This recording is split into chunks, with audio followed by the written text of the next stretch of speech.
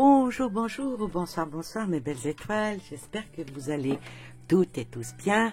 Merci, merci à vous encore d'être avec moi aujourd'hui pour une nouvelle voyance, une curiosité, on va dire, sur un sujet, sur une question que peut-être vous vous êtes déjà posée ou que vous avez entendu une personne en parler. Alors j'ai dit, et pourquoi pas, je vais aujourd'hui aborder le sujet d'une 6e République. Bon, je ne vais pas sans dire que j'ai fait des petites recherches, parce que bon, l'histoire on la connaît, mais c'est tellement vieux que je me souviens plus de tout. Comme pas mal d'entre nous, hein. Des fois on se souvient même pas de ce qu'on a mangé la veille. Alors on va parler de la République française. On va commencer déjà, si vous voulez bien, par la 4e République. La 4e République, bon, j'ai été faire quelques recherches, hein, ce qui est normal, hein, je ne vais pas vous mentir, je ne suis pas une encyclopédie, surtout en ce qui concerne l'histoire et la géographie.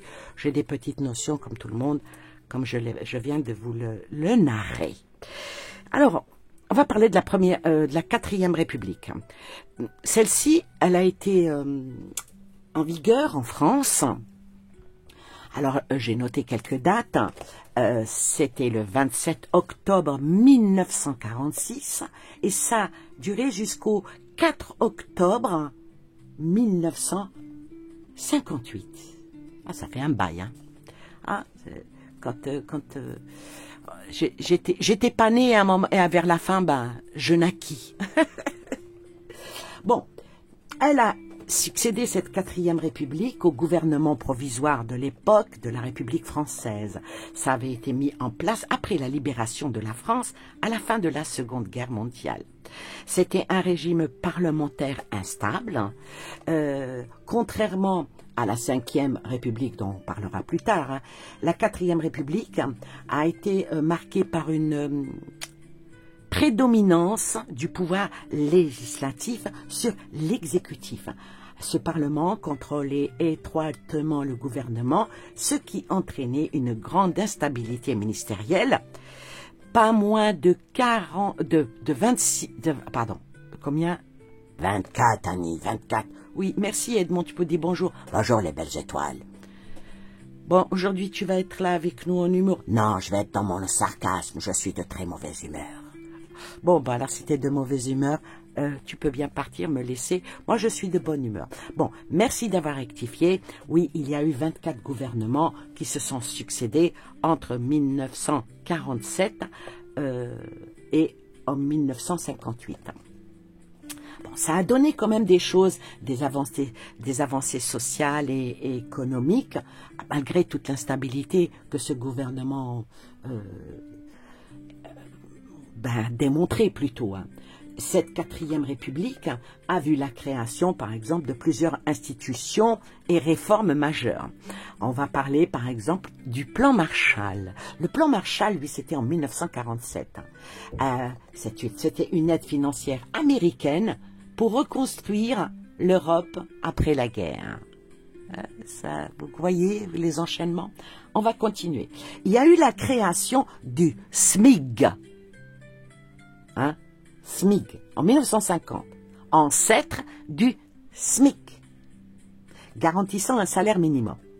Bon, il y en a après qui sont venus et qui ont fait semblant, qui ont fait l'invention du RSA. Vous voyez que les mensonges, ça fait des années qu'ils nous mentent. Hein. Il y a eu aussi, en 1957, le traitement de Rome. Ça, le traitement de Rome, c'était une fondation de la Communauté économique européenne, CEE, ancêtre de l'Union européenne. Et oui. La chute de la 4e République, c'est la guerre d'Algérie, 1954-1962. Ça a profondément fragilisé le régime face à l'incapacité du gouvernement à gérer la crise. Voyez, à l'époque, Charles de Gaulle, est rappelé au pouvoir en 1958 et propose une nouvelle constitution donnant naissance à la Ve République. Ma petite Annie, je peux donner mon petit grain de sel? Non, pas maintenant. Laisse-moi avancer, laisse-moi un petit peu expliquer comment cela s'est passé. Et après, si tu veux, on peut revoir point par point. Bah d'accord, bah je te laisse faire. Bon, alors,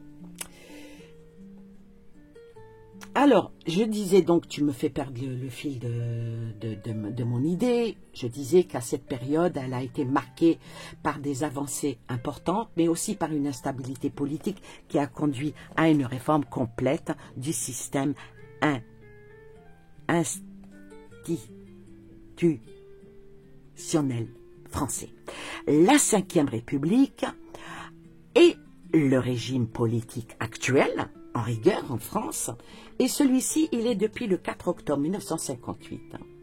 Elle a été instaurée pour remplacer la Quatrième République qui souffrait de cette instabilité gouvernementale qui était chronique. Alors, dans cette création, il y a aussi ces contextes. Elle a été mise en place sous l'impulsion du général de Gaulle qui souhaitait renforcer le pouvoir exécutif et stabiliser le pays, notamment face à la crise de la guerre d'Algérie, comme je l'ai dit un peu plus haut. Les principaux changements, ça a été la Constitution en 1958, qui était sous la direction de Michel Debré. Et ça a profondément modifié le fonctionnement des institutions. Il y a eu le renforcement du pouvoir présidentiel, ce qui veut dire que le président devient la figure certaine du régime avec des pouvoirs propres, tout en faisant un peu de séparation des pouvoirs. L'exécutif et le législatif sont mieux définis pour éviter des blocages. Bah, tu crois que c'est... S'il te plaît. T'es indiscipliné, hein. Pardon, Annie, pardon. Voilà. Ensuite, il y a eu les élections du président et le suffrage universel. Pardon. Excusez-moi. Et ça, c'est depuis 1962. Et cela, ça a donné une légitimité directe au chef de l'État. Alors, il y a eu des évolutions majeures qui se sont vues naître au fur et à mesure du temps. Depuis sa création, la Ve République a connu plusieurs réformes importantes, comme le passage du septennat au quinquennat en 2000 et l'intégration de nouveaux principes dans la Constitution, comme l'IVG en 2024, et nous en passons, et des bonnes et des meilleures. Donc, la Troisième République, on n'en a pas parlé. Et oui, c'est important aussi de remonter vers le plus haut. Vous voyez, on va parler de la quatrième, de la cinquième, mais on va parler de la Troisième République qui, elle était de 1870 à 1940. Tout est sous contrôle ou presque. Après la chute du Second Empire, la France adopte un régime républicain stable. On peut ça créer après la Quatrième République. Enfin, disons relativement stable, car entre affaires politico-financières, scandales, lutte intestine, c'est pas vraiment un long fleuve tranquille. On aurait presque pu embaucher notre cher Edmond Ier comme médiateur suprême. Mais bon, à l'époque, c'était un peu compliqué. Ouais, ma petite Annie, les présidents, à cette époque, se succédaient. Chacun tente de sauver les meubles tout en évitant de tomber dans l'histoire comme celui qui a tout fait capoter. Oui, c'est vrai, je te l'accorde. Alors, la 4e République, elle, comme j'ai dit qu'elle était de 1946 à 58, alors là, c'était vraiment un festival d'instabilité. Hein. Ah ouais, après la guerre. Hein. La France doit reconstruire. Oui, mais ouais, avec les 24 gouvernements qui se sont suivis en 12 ans. Oui, bah, laisse-moi terminer, tu veux bien? Ah, d'accord, excuse-moi, Annie. Alors, autant dire qu'on était plus proche d'une course de relais que d'un gouvernement efficace. Les ministres défilaient plus vite qu'un serveur pressé dans une brasserie parisienne. Mais le trône vacille. Avant elle, la 4e République était allait venir, on va dire, une joyeuse cacophonie où les gouvernements changeaient plus vite que de mode capillaire. Qu'est-ce que t'en dis, mon petit Edmond? Bah, moi, en tant qu'Edmond Premier, tu n'es pas encore Edmond Premier, personne n'a voté pour toi. Ah bah ça, on va reparler, ma petite Annie, parce que les belles étoiles, ils étaient pour moi. Oui, bon, on revient à nos haricots, là. Ouais, bah, moi, je dis que, moi, j'aurais adoré ce système, ouais. Pourquoi avoir un roi quand on peut en avoir 24 en moins de 15 ans? Ça fait tourner l'économie, du couronnement, au moins ça. Oui, on va dire une belle compétition de chaises musicales. Hein? Ça te laisse, mon cher Edmond, un peu perplexe. Oh, si seulement la cour royale avait eu des rois de cette période, avait des premiers ministres, on aurait eu une monarchie en promo. 2 rois pour le prix d'un. Oui, bon, tout ça c'est du passé, mais maintenant c'est la 5e République hein, qui est là. Ouais, 5e République, où chaque président, enfin, se prend pour un roi président, quoi.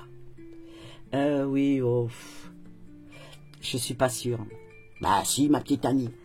Bon, bah alors on va dire, en étant un petit peu exaspéré dans la pagaille qui s'est passée pendant la 4e République, Charles de Gaulle, eh ben, il est rentré en scène et instaure une constitution où le président détient le vrai pouvoir. Avec force. Ah bah oui, hein. Ben, tu vas nous faire un tirage avec le grand tableau pour la 6e République. Oui, c'est ça. Mais on va continuer, si tu veux, un petit peu dans l'histoire, le sarcasme et tout ça. Donc, oui, effectivement, le président détient le vrai pouvoir. Fini la vaste des premiers ministres. Ah bah avec Macron. Oui, ben on n'en est pas encore à Macron, si tu veux bien. Alors, on va dire que à l'époque de Charles de Gaulle, le chef, c'est le chef qui décide, quitte à avoir mis dans la Constitution le tout petit truc qui a été énormément utilisé. Ouais, tu parles du 49.3. Ouais, ben maintenant, ils le sortent. Macron, il l'a sorti de son chapeau magique, quand tout coince. Et oui. Bon, ma petite Annie, soyons honnêtes. Entre monarchie et présidentielle autoritaire, la frontière est fine. Moi, je crois que j'aurais trouvé que ça sent... Ouais, non, je trouve, hein, je vais pas le mettre au passé, je vais le mettre au présent. Je trouve que ça sent un peu le pouvoir absolu. Oui, la 5e République, une monarchie qui ne dit pas son nom, instaurée bien sûr sous Charles de Gaulle. Elle est censée être un régime démocratique, sauf qu'en réalité, au fil du temps, on dirait plutôt une monarchie déguisée, un président au pouvoir renforcé, des ministres qui défilent comme des pages d'un magazine porno. Non, non, on va pas jusque-là. On va dire comme des pages de l'histoire. Hein. Et un peuple qui espère ne pas finir au cachot, finalement, mais le cachot fiscal. Ouais, c'est un peu ça, ma petite Annie. Ben maintenant, moi, je vais te dire... tiens, voilà un modèle qui a plu à Emmanuel Le Baffé. Pas besoin de château. Juste un bon 49-3 pour régner sans partage. Bah, à ce rythme-là, on peut carrément lui prévoir un trône en béton armé, avec une réforme spéciale pour le règne à vie. Après tout, pourquoi s'embêter avec des élections quand on peut décréter que le pouvoir, c'est comme un bon vin, ça s'améliore avec le temps. Ma petite Annie, à ce rythme-là, il pourrait même faire passer une réforme fiscale sur le prix du pain sans que personne ne bronche. Mais là tout de même, hein. Où sont les tapis rouges et les banquets officiels? Un peu d'élégance, voyons. Oui, les tapis rouges, comme tu dis, mon petit Edmond, et les banquets officiels, ça continue, ça continue, ça continue. Et maintenant, une 6e république. Posez le tableau ici, avec le tarot. Alors maintenant, une 6e république, une question qui se pose peut-être régulièrement, en tout cas, je l'ai entendu plusieurs fois, changer de régime, rééquilibrer les pouvoirs, repartir à zéro. Certains veulent plus de démocratie, d'autres veulent moins d'instabilité. Ouais, ma petite Annie. Ou peut-être alors une alternative plus simple. Hein? On ramène Edmond Ier et on fait un bon vieux règne royal. Ça évitera les débats éternels et les faux référendums à rallonge. Quel faux référendum à rallonge? Bah tu sais, les fameux sondages. Ah oui, ça c'est pas mal. C'est pas mal. C'est pas mal. Mais bon, il n'est pas question de toi. Hein. Bah, tu sais, tout le monde voudrait cette place. Hein. Oui. Bah, tu sais, éventuellement, une 6e république, est-ce que ça serait un couronnement ou le chaos? Oui, et maintenant, grande question, verrons-nous l'avènement de la 6e république, un nouveau ordre, une révolution institutionnel ou juste un rafraîchissement du trône? Les cartes vont nous parler. Après, moi, je trancherai, ma petite Annie. Ou du moins, j'aurai peut-être un petit mot à dire. Moi, tout ce que je peux dire là maintenant, si la France veut une vraie monarchie, autant faire les choses bien. Et puis, laissez-moi prendre les rênes. Tu insistes. Ouais, moi je parle comme beaucoup le pensent. Moi je vais prendre les rênes, tout va aller très bien, ça évitera les débats interminables, où on voit enfin une grande royale dignité de son nom, chacun, même des vieux croulants qui sortent de la naphtaline, des armoires oubliées dans les caves qui reviennent et qui remplissent les plateaux et qui disent ce que, soi-disant, les gens pensent tout bas, mais lui le dit tout haut. Personne n'aime vraiment cette France parce que sinon ça serait connu. Oui.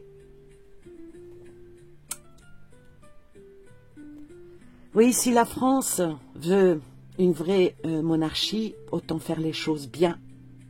Peut-être laisser quelqu'un de bien prendre les rênes. Ça éviterait les débats, comme tu dis. Des débats qui n'en finissent pas. Ouais.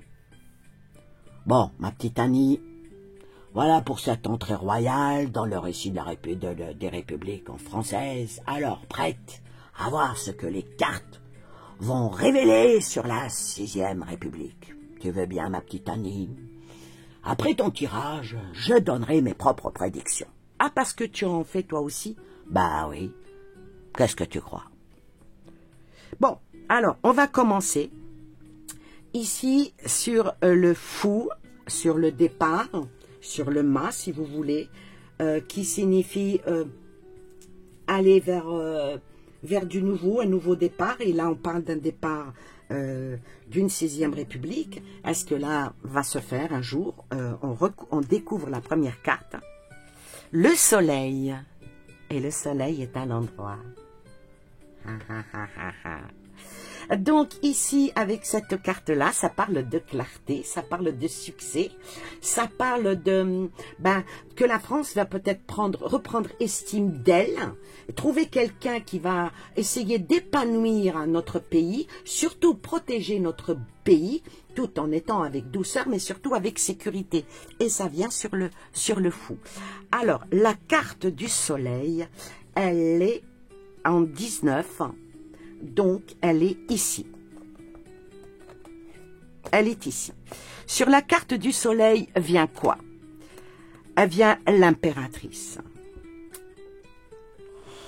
L'impératrice qui est à l'envers. Je vais baisser un peu la musique. L'impératrice qui est à l'envers, tout sera fait pour que ça ne se fasse pas. Eh oui. Il y a quand même un énorme blocage qui va y être. Vous savez, on est borné. Hein. Il n'y a pas de raison qu'il n'y ait pas une 6e République. Ça va vers le soleil, mais sur le soleil vient l'impératrice et l'impératrice est à l'envers. Alors maintenant, on va aller recouvrir l'impératrice qui est ici en case 3. Sur l'impératrice, la force, mais la force est à l'endroit. Donc ici, l'impératrice, donc la gouvernance, hein, puisque il n'y a pas c'est une représentation féminine, mais ça ne représente pas une personne. Ça représente un état d'esprit. Sur l'impératrice vient la force, et la force, elle est droite, et là, avec celle-là, il y a de la maîtrise. Il y a de la maîtrise, il y a des souhaits, vraiment beaucoup souhaitent qu'il y ait énormément de changements, qu'il y ait une détermination à aller vers ça. Donc, la force qui est en 11, qui est ici, qui est maintenant par quoi? Parce qu'elle est au milieu.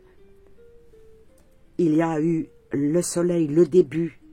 Il n'y a pas de raison que ça ne marche pas, même s'il y a des personnes qui bloquent, même s'il y a une doctrine, je dirais, qui bloque. Sur la doctrine est venue la force, mais la force, c'est par où va passer peut-être ce mouvement pour aller vers une 6e République. On retourne la force qui est là, et vient la lune. Et la lune, elle est droite. La lune qui est droite, c'est que ça serait pour un changement radical du passé. Pour prendre de la hauteur, les intuitions, les mystères.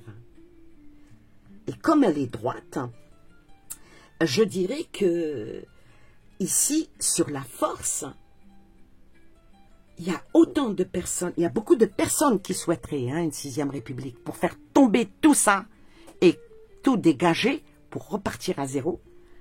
Ah oui, mais quand vient l'étoile, on va aller voir l'étoile qui est en principe en 17, 15, 16, 17. Donc l'étoile, elle est ici. L'étoile, elle est ici. Elle est là. Et vient la roue de la fortune à l'envers. Dommage. Dommage, parce que ça nous emmène vers la roue de la fortune qui est ici, et le jeu s'arrête. Donc la roue de la fortune qui est à l'envers, qui dit que il y a une hostilité vraiment flagrante qui est sur le pays pour que ça n'avance pas. Oui, je pense qu'il serait là, d'après mon jeu, il serait vraiment bénéfique que tout ça disparaisse et qu'une nouvelle 6e République.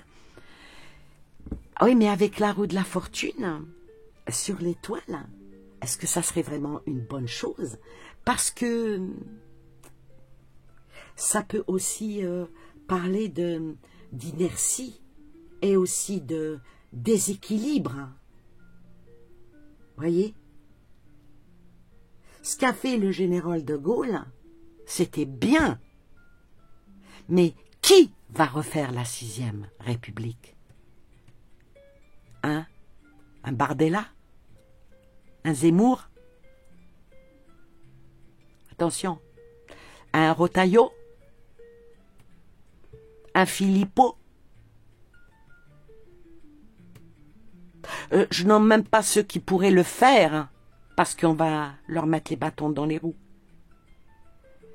Alors on va découvrir celle où il y a le monde, qui est la 21. Qu'est-ce qui est sur le monde?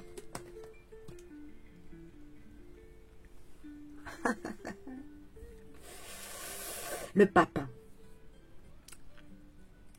Et elle est à l'envers.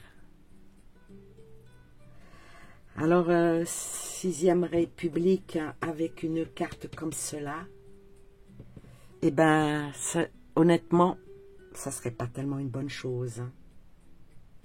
Parce que cette carte-là à l'envers, ça va briser tous les codes, les règles, tous les symboles. Tout. Quand le pape est à l'envers, il y a un manque de sagesse. Ou l'hiérophante, comme vous voulez. Hein. Ouais. La sagesse, elle n'est pas tellement ici. J'aurais tellement voulu qu'elle soit comme ça. J'aurais dit Alléluia. Mais non, elle est à l'envers. Elle est à l'envers, donc ça... Et venons sur le monde. Venons sur le changement qui elle-même est à l'envers. Par curiosité, on va aller vers le pape. Vers le pape qui est en principe ici. Hein, oui. Ici, le jugement. Et le jugement est aussi à l'envers. Donc, le jugement à l'envers, il y aura, si jamais il y a une 6e République, bah, ça ira à l'échec. Hein. Parce qu'ils vont faire passer des priorités qui n'en sont pas, ils vont stigmatiser certaines choses, il y aura des blocages, il y aura beaucoup de choses qui ne conviendront pas. Ça serait pour vraiment... Qu'est-ce qu'il avait dit, Macron? Tout détruire pour reconstruire. Mais je pense qu'ils vont essayer hein, de pousser à une 6e République pour pouvoir changer toutes les lois. C'est une question. Hein. Alors, le jugement. Est-ce que l'on continue par curiosité ou est-ce que l'on s'arrête? Hein? Dommage que vous ne pouvez pas me répondre, mais allez, par curiosité, on va continuer. Donc, le jugement est ici, entre deux cartes négatives. Qu'en est-il? Oh la vache. Oh là là. Oh, l'empereur à l'envers. Oh. Waouh, waouh, waouh, waouh. Et l'empereur à l'envers a but de pouvoir. Hein. A un contrôle inflexible, avec une rigidité. Problème d'ego qui remonte ici. Hein. Ah là là. Ah ouais. Ouf. Moi ici, le tirage, il dit que c'est pas une bonne chose. Hein. Bon, alors, on va y aller. On va continuer. Voir. 1, 2, 3, 4, oui. L'empereur est ici. L'empereur est ici. Oh la punaise. La tour qui s'écroule. Et là, elle est à l'envers, mais là, la tour, elle est à l'endroit. Ce qui veut dire que quand elle va s'écrouler, ça va être sur l'empereur. Ouais. En tout cas, ceux qui nous dirigent là, ils font de l'abus de pouvoir, hein, ça c'est sûr et certain. Il n'y a pas d'ambiguïté. Hein. Et la tour à l'envers ici, c'est déjà on est en crise, on est en échec, on est en rupture, on nous donne des illusions, on essaye de tout bouleverser, il y a beaucoup d'ignorance, il y a surtout beaucoup d'arrogance. Et en plus, ça représente toujours les mauvaises énergies. Bon, on va aller quand même voir la tour qui est ici. Elle est en 16, donc elle est ici. La tour est ici. Qu'est-ce qu'il y a au-dessus de la tour? Il y a au-dessus la tour, le chariot à l'envers. Aïe, aïe. Mon Dieu. Il y a pas, je vous le dis tout de suite, c'est pas un bon tirage. Bon. On a posé la question, est-ce que ça pourrait se faire? La réponse est oui, mais en même temps, sa bouche, c'est non.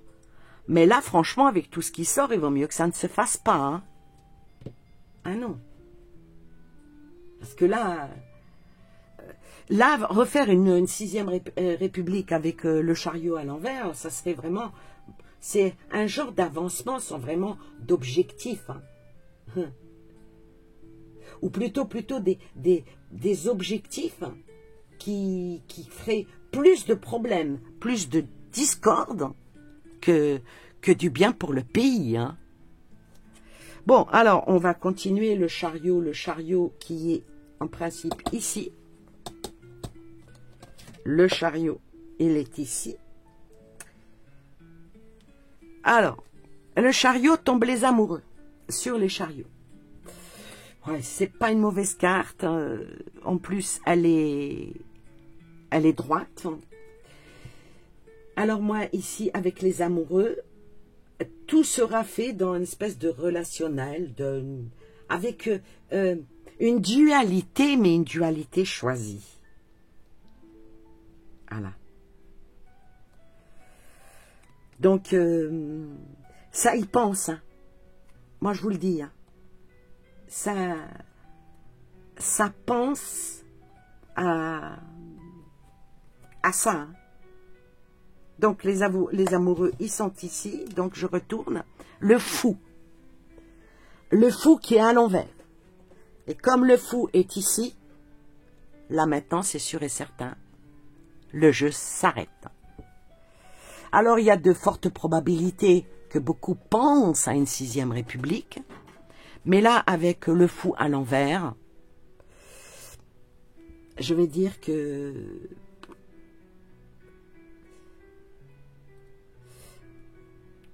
acte non réfléchi, mal préparé,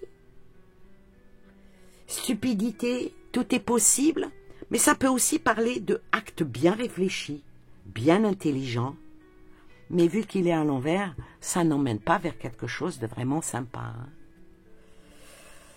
Ouais. Alors, est-ce que il pourrait y avoir une 6e république? La réponse est oui, mais rien ne sera de bon. Alors, déjà, là, on va faire en 3 cartes pour la 5e république. Est-ce qu'elle va s'écrouler? Si la 5e république s'écroule, il y a une 6e république et voilà vers où on va. Là, je fais les réponses, je les fais à l'envers. C'est une méthodologie aussi de tirage de cartes. Vous demandez par l'avenir qu'est-ce qui va sortir, mais après vous demandez au présent qu'est-ce qu'il prépare pour l'avenir. Ouais. Ça, c'est... Bah, c'est pas mal, il y en a qui devraient apprendre sur toi. Oui, ouf, restons modestes. Nous, on n'est pas de cette trempe. Alors, la 5e république, qui est actuelle, comment va-t-elle finir?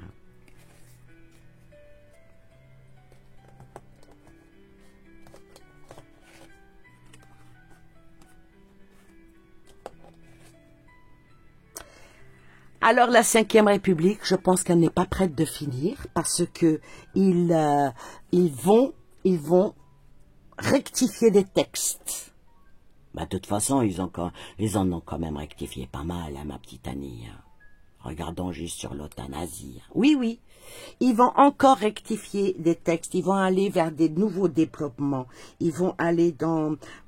doucement, par contre. Hein. Par contre, ils vont y aller doucement. S'il devrait y avoir une sixième république, là, après la cinquième république, ça ne passera pas, ça n'ira pas. Donc, ils vont d'abord commencer par taper dans la cinquième république, changer des choses avant la fin du règne de Kéké, pour que, en cas où ça doit glisser vers la sixième république, ça glissera en douceur et on verra rien devenir. Donc ils vont toujours aller dans le progrès, ils vont aller dans l'avancement avec cette cinquième république pour obtenir encore plus de reconnaissance, pour reconnaître, pour accomplir tout ce que la feuille de route a été demandée pour Macron. On va parler de charte accrue. Et la dernière, montrer de quoi on est capable, avec tout ce qui va se passer jusqu'à la fin de son règne, ça va encore augmenter, ça va encore, ils vont nous en montrer encore des vertes et des pas mûres, comme on dit. Ils vont nous...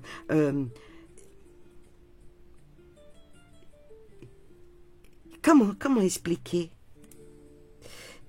Ils vont faire dans les grands axes, discrètement, dans les détails. Vous la mettre profond. J'osais pas le dire, ce n'est pas mon langage. Voilà ce qui va encore se passer. Alors maintenant, on va poser 3 cartes. La cinquième république va-t-elle s'écrouler? Va-t-elle s'écrouler? Bah déjà, tout s'écroule, ma petite Annie. Hein? Va-t-elle s'écrouler? Le pouvoir est là. Et il a encore de choses à nous montrer, à démontrer, parce que le pouvoir d'apprivoisonnement du grand, ce n'est pas anodin. Hein? Le pouvoir actuel va faire en sorte que le français soit toujours dans une certaine concentration et un renforcement par rapport à tout ce qui vient de eux pour une discipline. Et nous demander à nous Français d'être dans l'autodiscipline. Ouais. Tout en nous faisant comprendre que ça vient de nous, les problèmes qui sont là, ça vient de nous, c'est par rapport à nous, à notre conscience à nous, et que c'est à cause de nous si eux, ils n'arrivent pas à réaliser tout le potentiel pour que la France augmente et remonte. C'est pas mal, hein. Ouh la vache. Ensuite, ouais. Restons joyeux. De toute façon, les Français, je pense que le Français, tant qu'on lui dit qu'il va bien, tant qu'on lui dit qu'il reçoit les bonnes communications par les médias, tant qu'on lui dit qu'on le persuade toujours déjà qu'il est le meilleur, hein. Attention, hein, Français, il est meilleur que tout, hein. Et que il doit aller dans l'expansion de lui-même, le Français, il restera joyeux, hein. Ouais, il restera joyeux, pourquoi? Et puis il acceptera que le travail est fait, même si c'est fait sur de la corruption, sur du mensonge. Pourquoi? Parce que le Français, il est un peu dans « c'est pas grave, on va corriger les erreurs, il va y avoir une épuration de cette corruption. Notre gouvernement va restaurer l'équilibre parce qu'ils sont responsables. » Voilà, on continue dans ça. Donc, il y a rien en face pour combattre cela. C'est ça le problème. Il n'y a rien en face.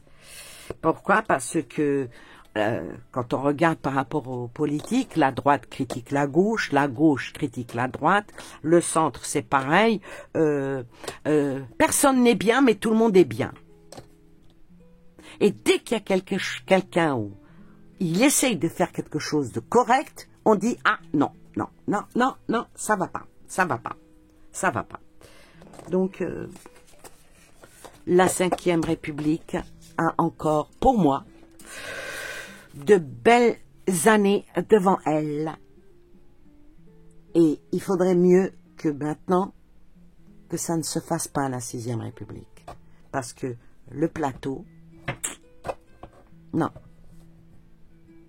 Il y a trop de pourri. Le fruit, il n'y a pas qu'un seul verre, hein. Il y en a plusieurs. Voilà. Voilà pour cette vidéo. Maintenant, je vais laisser quelques minutes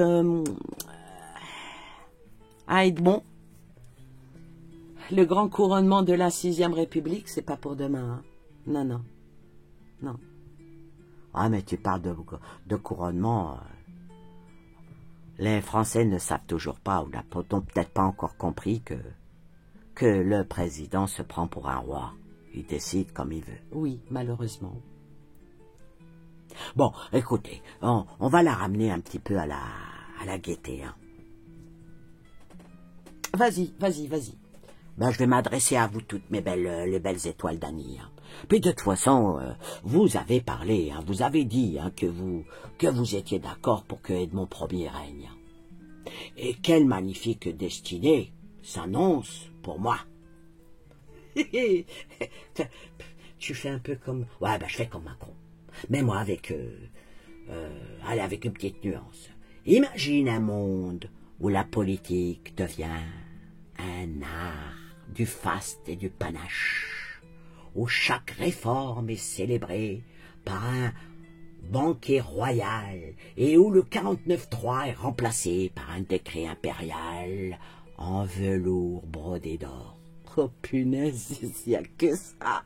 Mais t'es fou. Là, non, je suis pas fou. Un palais présidentiel transformé en château royal excite l'Élysée austère. Bonjour, le grand palais d'Edmond, où chaque ministre doit prêter allégeance en récitant des vers, sous peine d'être relégué au rôle de simple écuyer des affaires publiques. Oula, bah c'est un petit peu ce que fait Macron. Hein. Bah, je continue dans la lancée, ma petite Annie. Hein. Le premier conseil du royaume, au lieu de débats interminaux, des lois sont discutés autour d'un festin où le vin coule à flot, où chaque amendement est voté par acclamation entre deux bouchées de rôti. Edmond Ier écoute son peuple et toutes les décisions se prennent sous les lumières des chandeliers dorés. Oula! Bah oui, la France est riche. On va redorer le blason des Français et de la France. Ouais. Ah mais bon, faudrait ça. Il faudrait quand même une réforme royale hein, du pouvoir. Ouais, fini les promesses vides. Sous l'empire d'Edmond Ier, chaque réforme est une quête épique. Menée par des chevaliers de la République, le système fiscal devient un impôt chevaleresque où les citoyens payent en sagesse et en bravoure. Oh là, mon petit Edmond, je crois que ça serait le top du top. Ne plus avoir à payer d'impôts.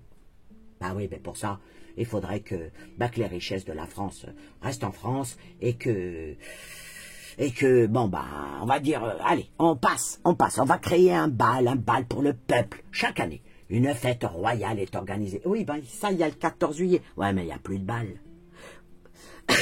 Oui, il n'y a plus de bal. Tu permets que je continue ou je raccroche mes gants? Non, vas-y, continue.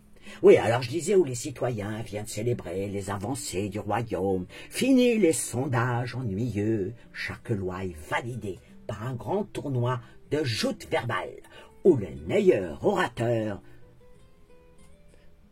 s'affronte sous les yeux de la population d'Edmond Ier. Ouais, c'est un petit peu, t'es un petit peu olé olé, hein, tu veux devenir, voilà. Non, mais bon, moi, je respecte mes étoiles, hein. L'alliance des belles étoiles, bien entendu. Les belles étoiles sont les conseillères officielles du roi, guidant ses décisions avec intuition et magie, veillant à ce que la lumière de la République royale brille toujours un tout petit peu plus fort, hein. Ouais, si tu le dis. Parce que toi, tu voudrais que revienne la royauté. Bah, tant qu'à faire, ma petite Annie. Attention, ce que tu vas dire ne va pas insulter. Bon, un petit baffé, qui sort de je ne sais où, qui est là et qui devient président, bah, en tant qu'on élu un vrai roi, hein. Un vrai roi avec sang royal. Ouh, tu vas sur un terrain pas tellement... Ah là là. Attention. C'est quelque chose, hein. Bah alors on va dire la 6e République, révolution ou rêve ultime, hein. En tout cas, le destin est tracé. Il est prêt. Voilà, qui, pas moi parce que bon, je suis rien du tout, qui est prêt à régner et à illuminer le royaume d'une sagesse nouvelle, hein. Et toi, ma belle étoile, comment tu envisages ce règne légendaire? Moi, je n'envisage rien. Je dis tout simplement merci d'avoir été avec nous. Et oui, avant on coupait les têtes des rois. Ouais. Et maintenant, bah vous avez plus le choix. Ah, c'est vrai. Sur ce, je vous souhaite plein de belles choses à vous et aux vôtres. N'oubliez pas un petit pouce, un petit commentaire. Et puis, n'hésitez pas à dire, en restant correct et poli, ce que vous pensez de tout ça. Sur ce, prenez soin de vous. Bye bye. Bye bye les petites étoiles. Bisous bisous.